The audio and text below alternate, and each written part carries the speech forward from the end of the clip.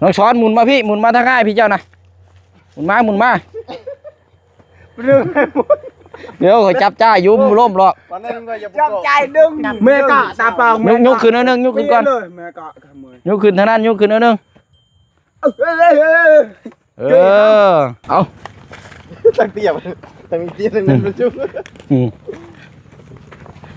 เอาปงยัง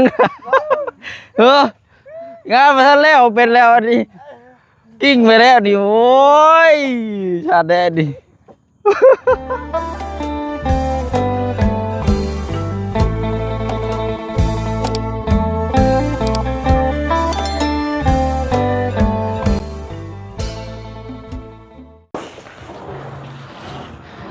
พี่น้องเนาะถือว่ามาต่อกันมาเบิ่งน้ำกันเบิดมือเบิดเว้นเริ่มมื้อนี้พี่น้องเด้อเนาะเบิ่งน้ำกันเบิดมือมื้อนี้เพราะว่าจังซี่แหละพี่น้องเนาะสิไปทางอื่นกะย่านทางน้องๆเพิ่นเฮ็ดกะอยู่ผู้เดียวแน่ดีแต่ว่าทางน้องสอนมาซอยเนาะกะหลายคู่หลายคนกะถามโอ้ยเนาะทางญาติพี่น้องทางน้องเจืองคือบ่เห็นจักคนว่าซั่นเนาะกะอันนี้เพิ่นกะจักสิจังใดแหละพี่น้องเนาะเวียกงานแต่ละคู่แต่ละคนผมเป็นยังเนาะเอาเฮ็ดน้ำกัน 3-4 คนนี่แหละทางบ่บุญเนาะน้ำกัน 3-4 คนบัดนี้ก็สิได้ยกตัวนี้ตั้งขึ้นแล้วก็ตอกจ่ายก่อนแล้วก็จังยกย้ายมาแล้วก็จังประกอบตัวนี้พี่น้องเนาะเอาบรรยากาศก็ถือว่าอันนี้แน่จักน้อยพี่น้องเนาะเอาเนาะสบายดีเลยพี่น้องเด้อเนาะเบิดสุขุสุคนดีแต่ว่าทางน้องสอนนี่เนาะป้าโตคันเราเฮ็ดเบี้ยกนี่พลังนี่มาเต็มที่ได้พี่น้องเนาะเอามามองมันโล่งๆพี่ละลายโอเคเอาเดี๋ยวตั้งนี่ก่อนตั้งเลย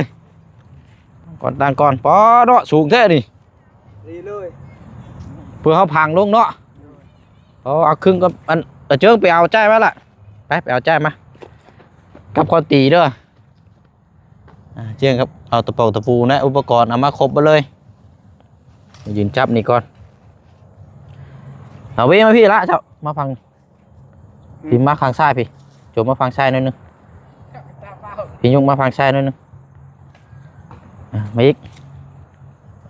เพราะว่ายังได้เอาตัวนั้นตั้งหันเด้โอเคพูดหนักดินี่หนักไปไว้ละไปไว้มันแนวขนมเด้เอาสิยอกมันนี่ไม่ได้นี่ตอกใจใช่ตอกใจใช่ใส่อันข้างละนั่นก็ได้ละโอเคเนียนเด้อ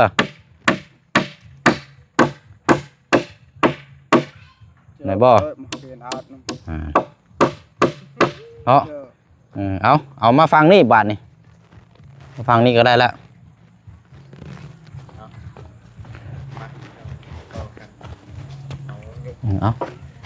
เอาตะปูตัวเก้านี่ตะปูตัวเก้านี่เขาใช่ไหม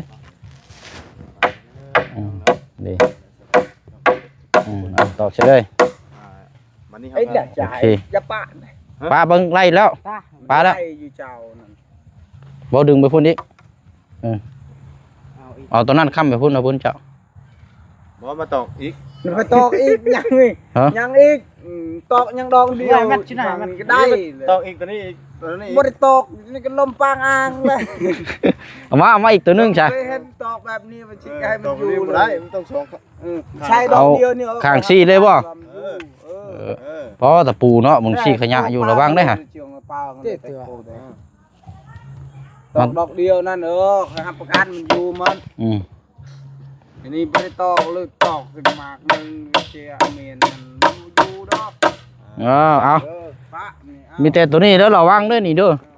จะบ่ตอกเขาแน่นี่ตะปูนี่ได้แล้วบ่มาโจมตัวนี้ครับวันนี้เนาะโอ้ยเบิ่งก่อนได้มาเฮาซอยกัน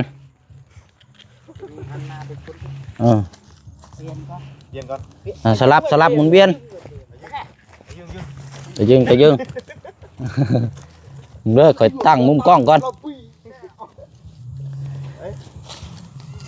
อย่าไปเตะจ่ายเลย เฮ้ยแบกตัวนั้นนะกูปัดเปลี่ยนโอ้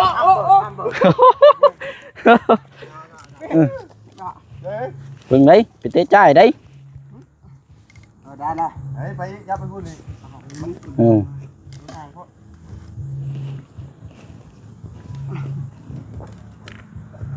พอก่อนเทคไปเดี๋ยวเอาปาตีจ่ายก่อนมาครึ่งเด้อให้เบิ่งตีไม้นี่เลยใช่เนาะประกอบรถไปยังอันนี้แทกก่อนก็มันก็บ่ได้ตัวนึงต่ำตัวนึงสูงติดตอกจ่ายก็ค่อยโจมมาเนาะโอ้ยคิดไปตามขั้นตอนดีกว่าเนาะใช้อันตะปูมาละครึ่งดีๆเด้อเย็นแล้วอยู่หรอกดึงออกดึงข้าวเอ้ยนะจนทำได้มันบอกว่าพอแล้วเอาปรับมาคิดเลยใช่ตัวหนึ่งใช้ทางใดเฮาบานนี่ฝั่งนี้บ่ไม่น่าจะรู้กันไหนได้น้องช้อนปิ๊อันใช้มาตะปูมาตะปูใส่เบิ่งตอกข้างในสบายตอกข้างในสบายเขาตอกไม่จ่ายอยู่พุ่นนั้นตัวนั้นมันยากแล้วตัวนั้นตอกข้างในครับเวลาเฮาเวมันจะง่ายเนาะโดย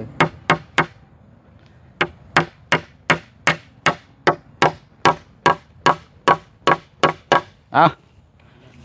ได้แล้วมั้งนี่ไปจ่ายหนึ่งแบบนี้แทะมาละมันกระเงียงไปพ้นอยู่นี่กระเงียงไปนี่ล้มปางอ่างคือเขาก็บันเดียวก็ล้มปางอ่างเนาะเอาไม่ห้างจะแค่ปานห้าเดียวบอกในห้างมันสลัดเฉลียวแล้วละบานเกาะบาเดียวกันล้มปางอ่างเพราะจึงหมักเนาะจ้ะเนาะหมักไม่ห้างบ่ไม่ห้างเลยเราสอนหมักไม่ห้างเป็นโลกเลี้ยจุดเดียวดิ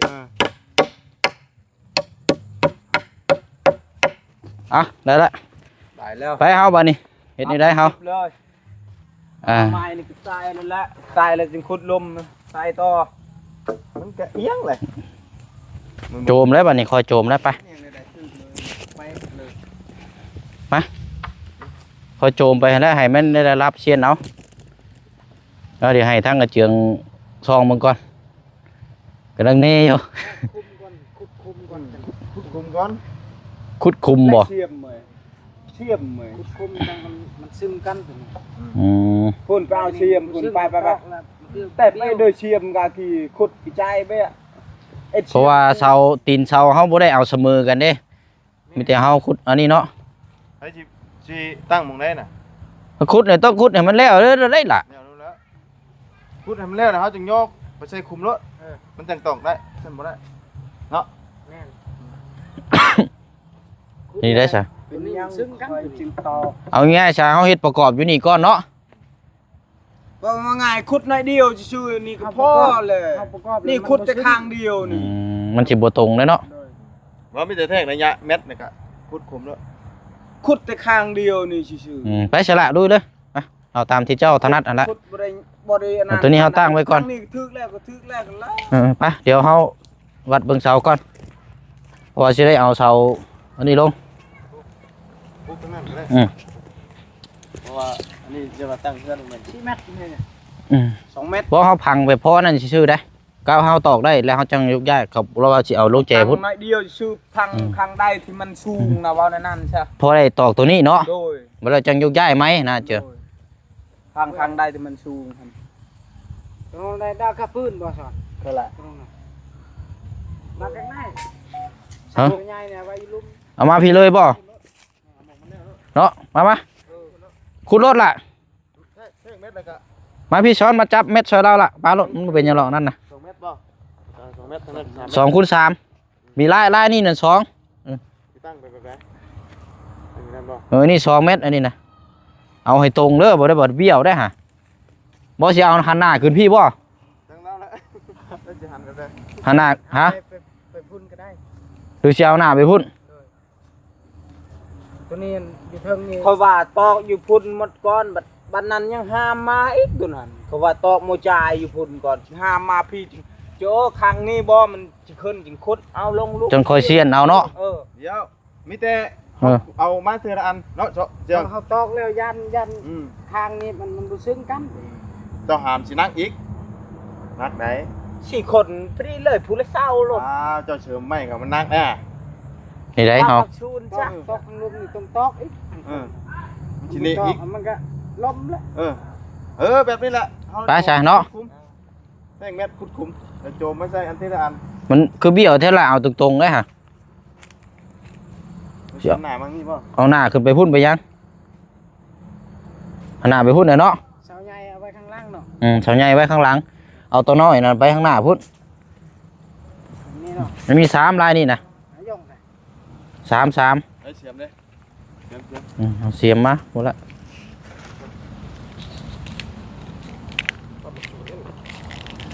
ดูได้สอนได้แบบ ใช้2 เม็ดฮอดใช้นี่นะฮอดนี่บ่มานับไปอีกทั้งนี้ลายนี่นั่น2นี่มันสิติดกกอันก่อเจ้าได้นี่น่ะงับขึ้นไปอีกละพุ่นเอานี่หมายไว้นี่เท่าไหร่2 เม็ดโอเคเอานี่2 เม็ดนี่เอาเดี๋ยวมาขุดอยู่นี่เอาตัวนี้3บัดนี้ลายไปนี่3ไปนี่3ทั้งมาบุญพอละจะเบิ่งมาบุญเจ้าทั้ง3 เม็ด3 เม็ดอีกอ๋อเอาเลยบุญมองเจ้าแล้วโอเค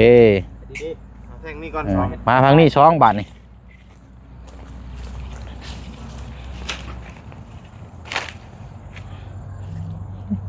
ฮู้เนาะเอารุ่นน้ำกันพี่น้อง2 เม็ดเนาะฝั่งทางนี้น้ำเลยทางนี้น้ำ3อีกเนาะ3คือกันทางนี้กะ3 คูณ 2เลยให้ไม่ได้ซีเจซีมุมแล้วให้บ่บุญตั้งลงก่อนใช้3 หมดใช้คุมนี่พอดีเนาะโอเคไปโอ้หมักเช้าวันนี้พุดเชิงบ่เชิงแล้วบ่แล้วจังเชียนเอาได้อยู่ดอกได้อยู่นี่2โอเคไปเอาพุดคุ้มบัดนี่เอาตัวใหญ่ไว้ข้างหลังเนาะตัวใหญ่ไว้ข้างหลังพี่อยู่พี่พอตัวนั้นพุ่นไปน้องสอนเขาใช้เสียมมีเดียววะนะ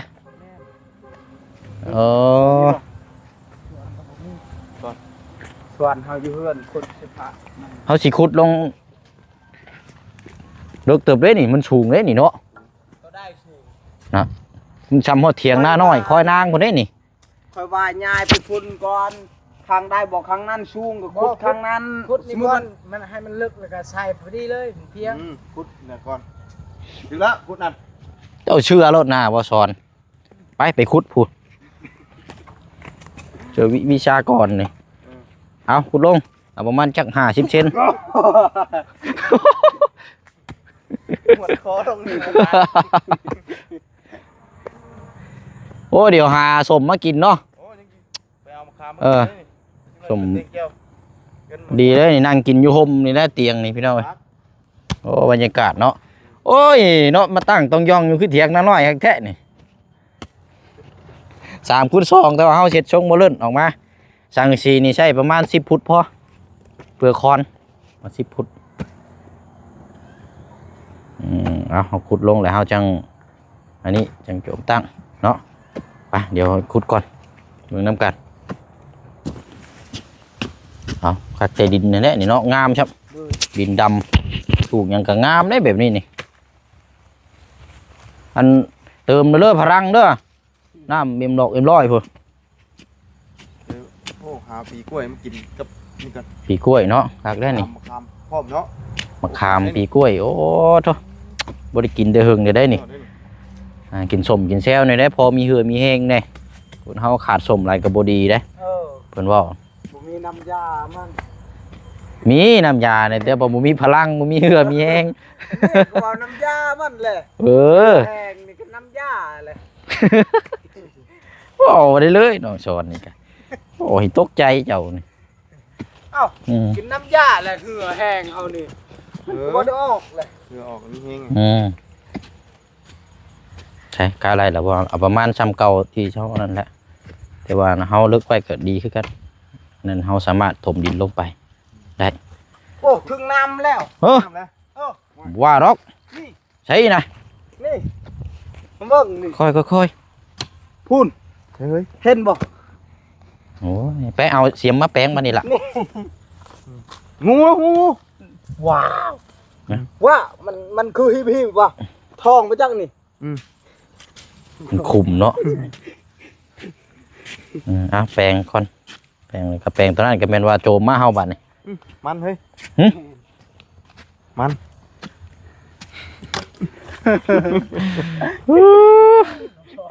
โอ้แดะนี่เนาะ โอ้ยมัน อืม โอ้ได้มันแล้วนี่มัน เก็บไว้ เอาไปต้ม ไปต้ม มันโอ้ตำชมมันนี่ใช้มะขามนี่แซ่บกว่า เห็นอยู่แล้วเห็นเพิ่นตำ เคยกินบ่ บ่ ชมมัน เคย เนี่ย เฮ็ดให้กินนี่เด้อ ถ้ามาเจืองนี่มันได้เป็นผู้เฮ็ดมะเขือ เอา ใช้มะเขือและใช้ทางมะเหยาะปิลและเห็นมะขามและเห็น แซ่บบ่ แอมเอ้ยบ่ แอมลึก แซ่บเอ้ย แซ่บเอ้ย อืม เนี่ยก็เอ้ ใช่ ยชม ได้ดอกบ่ มันเฮ็ด ตัวนี้ได้สะบบแปลงได้แล้วนี่นะเนาะโอเคไปเฮาบัดนี้ไปเอาตัวใหญ่มาตั้งพี่นี่แหละเอาตัวนี้แหละมาพี่ ตัวนี้ละ มาพี่ ตัวนี้แหละให้มันมานอนอยู่พี่เลย ไปได้อยี่ดอกเนาะ อ้าวได้ละ ต้องจับจ่ายน้ำได้ระเบิงเด้อเตะตะปูได้ ก้นจ่ายมันสิได้ เอาออกรถจ่ายนะเพราะว่าเฮาเอาลงเสาเลยตอกรถใช้เขาตีอยู่ใช่ ครั้งหนึงสบายครั้งหนึงนี่ อืม จับครั้งหนึงแหละอย่ามันลม อืม เออ จ่ายออกเลยเนาะไปเอาออกรถน้องช้อนเอาเขาตีอ่ะว่าเอาลงคุมอยู่มันบ่ล่มหรอกวันนี้นะ อีดับมากะที ต่อออกตอนนั้นต่อฟังนี่ก็ได้บ่นี่ฟังนี่ฟังทางพี่ตอกจ่ายฟังนี่ออก เดี๋ยวนะ แหละ เย้ โอเคเอามาป้ามานี่โจมเลย จ่ายได้ไผจับ ไปโจมแล้วก็จับน้ำมันแล้วไล่ยีดอกไปอืมใช่ เฮ้ยเอาล่ะจอดได้มันล่มเลยนี่เจ้าจับจ่าย ทางเดินจับกัน เอา มีเจน ต้องได้ขโมยเด้อ โอเคเอาไป1 2 ล้มเจ้าจับเจ้าดึงขึ้นแน่จ้ะก็ทั้งเทิงหันได้อยู่ บ่คอยไปหะนะคอยครึ่งเอาโจมเอา ไป เฮาเบรกเอามันน้ำหนักมันบ่ได้มัน บอสสาวทั้งนั้นยาวกว่าเลยมัน ค่อยเ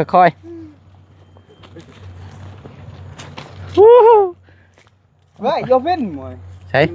กล้วยเต้ยิ่งยอมเลยตอนเธอ 1 2 กลายเป็นคนตีจะเล่าก่อนไป น้องช้อนหมุนมาพี่หมุนมาทางง่ายพี่เจ้านะหมุนมา เรื่องให้หมด เดี๋ยวเขาจับจ้ายุ่มล่มหรอก วันนั้นก็อย่า จับใจดึงครึ่งจังซี่ หมุนมาพี่เด้ ทั้งได้2 เมตรนะ พี่เอามาพี่ แล้วก็ชาวนั้นไปพุ่นหรอ แมนเอาทั้งเสาทั้งน้องช้อนพี่มาลงหลุมตัวนี้เอายก ยกไว้ซะ โอ้ยมาพี่ช้อนมาหลุมทางง่ายพี่ จะได้นี่แม่กะ2 เมตรก็บ่ถึกเอา โอ้โหเวรเนาะ โอ้ว่ะ บ่ฟังนั่นไปแล้วเอาหมุนเอาพี่ พุ่นไปคุมพุ่นเลยตัวหน้าไปพุ่นอีกบ่ตัวนั้น ฮะบ่แม่นหมุนมาพี่เอาตัวนี้หมุนสลับมาพี่เพราะว่าเอาตัวนี้เข้าใน ใส่ข้างลุ่มตัวนั้นใส่ข้างถึง เอามาพี่ฉาบลงนี่ก่อนก็ได้เอา ไป ไปนี่ เอาน้องเจียงมาอยู่เนาะพี่เอาเชียนมา chưa mới bao chứ tê mới cái tê là phi đâu บ่นกสอนเจ้าเบิ่งแน่นี่คือว่านี่ไปเอาออกเนาะ đi ọc nó lên เออ để kêu ọc nó cái tê mẹ băng tao kín nào mẹ อ่า cái gì chỉ ra ra băng cái nào lại là nó mấy ao mày cái nào mẹ vậy nè đồng này chứ tê hết tao mà ไม่ตัวนี้ต้องเอาออกเนาะ tê đào chứ tê cái trong kia này mới ra tao mời chứ tê มือ mẹ chứ tê cái nào bùa nó chứ ai đang kia เออถึงแล้วดิมา khốt leo vậy nè เออ cái khốt leo ผิดโคตรแบบได้น่ะ khốt vịt บ่ถึกแล้วนี่เอามายับมานี่มันสิผิดในใดน่ะเออ này nó mới phải đa tron phút cho phút là mười mày ao mười đo cái này chưa đo cái này chưa chứ เออ ได้เลยนะ บ่เอามานี่รถตั้งนี่แล้ว ชุบลงคุมมันก็แล้ว ชุบลงคุมแล้วก็เอาตัวนั้นมาใช้นี้ cho mày เอาลงคุมเพิ่นเอา งะลงเออ เอาทางนี้บัดนี้ชุกเตะตีเตะเช้าหน่อยนึง คุดน้อยวะตัวนั้นน่ะ บ่มันฟรีแล้วแต่ว่ามันบ่ยับแม่กะตาเปล่าย กขึ้นหน่อยนึงยกขึ้นก่อน แม่กะมือย กขึ้นทางนั้นยกขึ้นหน่อยนึงเออเอาเดี๋ยวขอตั้งใจก่อน บ่ได้ ชุดคุมพุดแปลงโชว์นิดนึง เป๊ะเลย อืม ข้างนึงสั้นข้างนึงยาวเด้ยันเช้ามันเดียวบ่ บ่ทำนี่แหละได้ละ พอดี ไปเอาเสียมมาแปลงอีก เลยสินัว ใช้เสียมอยู่ใช้พูนเสียมพูนซอสต้องลัง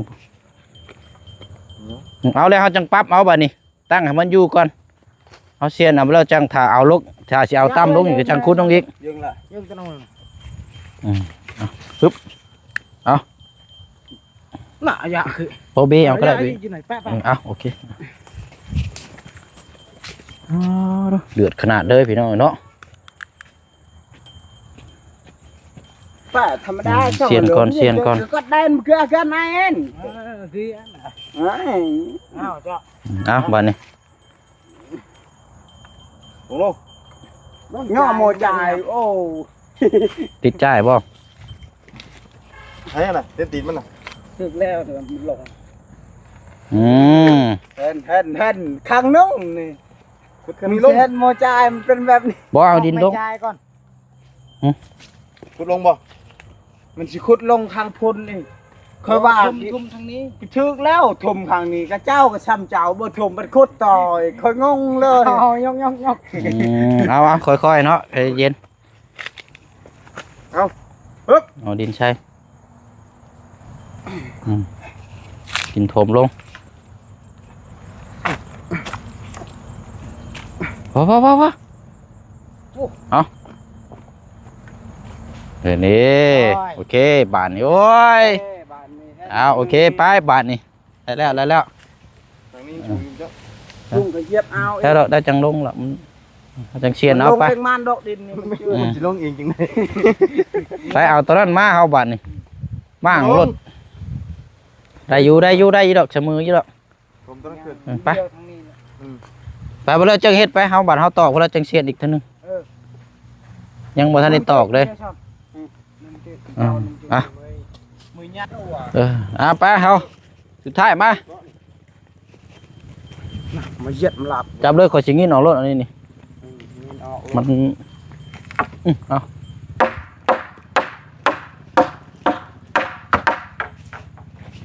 บ่ได้ตั้งหรอกนี่นะลงคุมแล้วก็แล้วแหละไปโจมเด้อ มาวิเราตัว ใครเนี่ยดิ ไป เอา ตั้งเตี้ยตั้งมีเตี้ยตั้งนั้นมันจุ๊บ เอาโป้งเอาดินชาลงบ้านนี่ทางนั้นกันเอาดินชาลง บ่ไปเอาซ้ำตัวนี้น่ะพอดี มันจะสูงพอเนาะ แม่นสูงครับ เต็มคาราเบล ทีนี้ได้จะเฮาเซียนเอาไม้บ่ ช่างเนาะท่านคอยเอาแต่ใจคอยผู้เดียวสบายเมื่อกี้นี่คอยบอกแล้วเขาว่าต้องขุดกี่หญ้าข้างใดที่มันนั่นจึงขุดเอาดินนี่แบบดินมันลงเองมา นี่ลงเอง บ่มันลงเองมานี่เลยดินแบบนี้ ปะบ่เอาเบิกก่อนเอาระลับได้นี่ เอา ดินลงเอาขุดลง แล้วจังเชียนเอาไหม แต่มึกไปตะกูไอ้ใจเฮาหมูก็อีกตัวหมูตาย อืม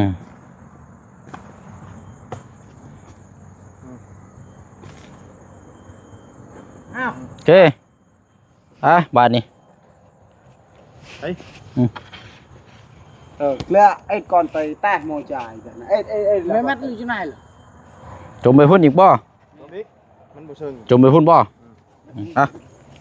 ได้ โกมันติดตัวนี้ ติดปากคุม เอาเสียมมาละมาเคียมเอาเสียมมาเคลียร์ตัวนี้ยับไปพุ่นเสียม ยกขึ้นก่อนเบิ่งยกขึ้นยกขึ้น เอา ขุดมา คุดเข้าไปพุ่นเนี่ยยับเข้าไปละลายรถ ขุดมาทางนี้มันนานๆแล้ว มันเสียนได้ง่าย ไปทาง ได้แล้วเกิดมีกระชับที่กัน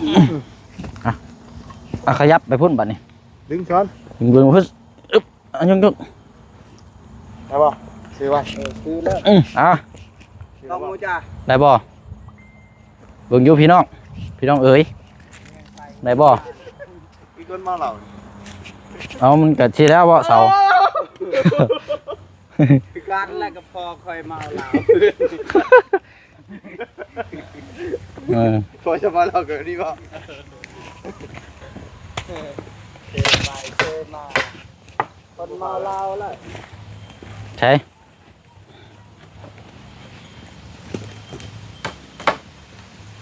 เดี๋ยวปเอลวงนะตั้งปืนหรือป้ามกันเด็กกันเด็ก ไปเฮาบัดนี้เอาตัวนี้ใช่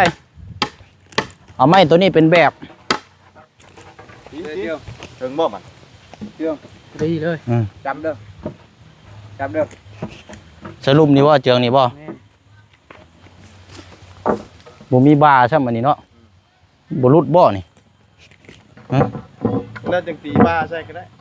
แล้วจังตัดไม้หมู่มาห้องใช่บ่ เลยก็ได้นี่ตีบอลนี่เลย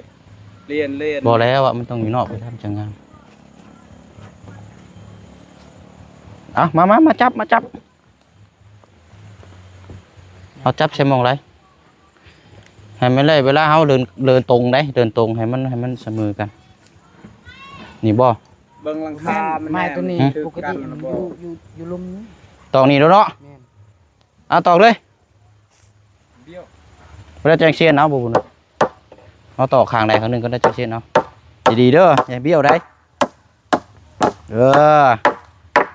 ปรับมาตูน มาบัดนี้ทางนี้นี่เด้ นี่แหละเขาเรียกว่าช่าง เอาเม็ดมาวัดเบิ่ง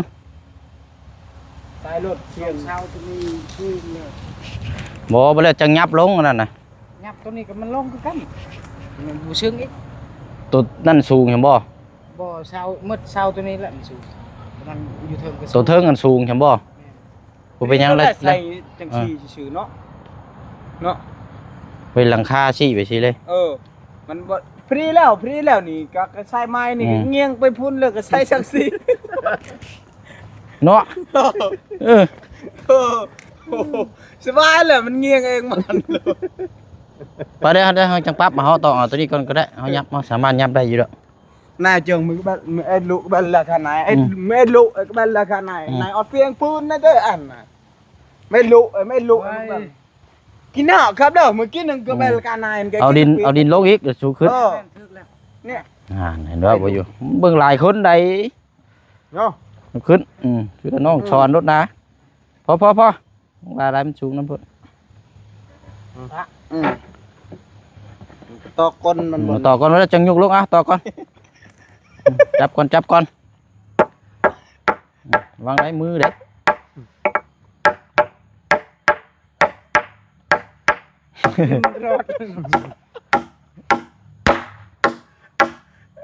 เอาโอเค ยิ้มơi không mình không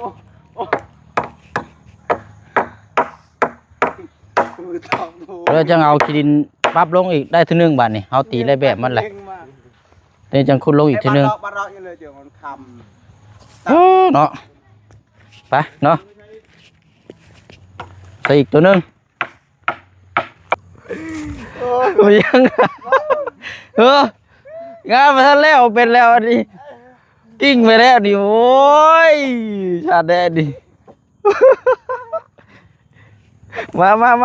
กก่อนซะ พักก่อนเนาะพักก่อนเนาะพักก่อนจะพักสมอก่อนยังโตอีก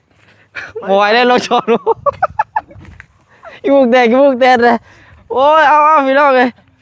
โอ้ยให้น้องคนพักผ่อนก่อนซะเนาะเดี๋ยวเขาจังมาต่อที่นี่เดี๋ยวกินส้มกินแซ่ก่อน กินชมหาเช้ากันไป โอ้ยมาบ่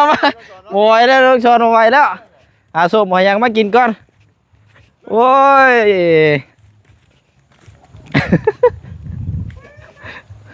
เอาเฮาเดียวเบิ่งโอ้ได้เลยเด้นี่เนาะมีแต่ว่าเฮาต่อที่พื้นฐานแต่ว่าเฮาบ่นั่นเดี๋ยวจังหาตัดไม้มาห้องมุเอาก็ได้ตัวนั้นแหละบ่ยากหรอกตัวนั้นน่ะ ติดตามกันเรื่อยๆ เอาอยู่นำกันเบิดมื้อมื้อนี้ทั้งน้องชอนนี่ให้ทั้งน้องเพิ่นอันนี้ก่อน ไปหามาค้ามาแกงมากิน หากินส้มกินแซ่วก่อนเนาะเอาบ๊ายบายเด้อพี่น้องเนาะอย่างว่าจังคุยเดี๋ยวมาต่อเบิ่งนํกันนี่ เอาเตียงเลย